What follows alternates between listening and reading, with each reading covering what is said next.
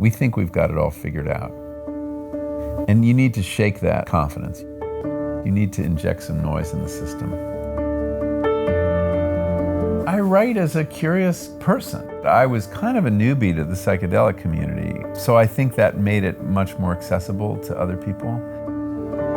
I was a very reluctant psychonaut. I had 6 guided journeys, 2 ayahuasca circles, 1 LSD, 1 psilocybin, 1 5-MeO-DMT.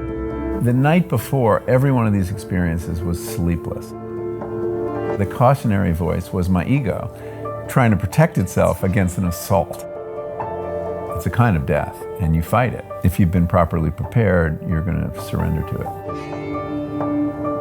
As a writer, I really like to bring a variety of different lenses to a topic.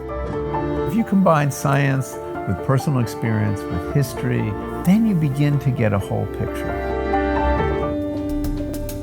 Something's going on. The culture's ready to have this conversation.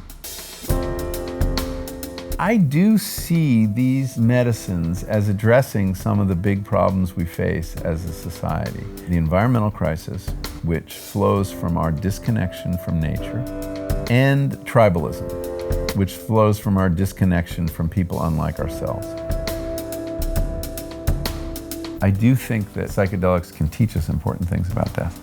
Am I less frightened of death? Perhaps I am.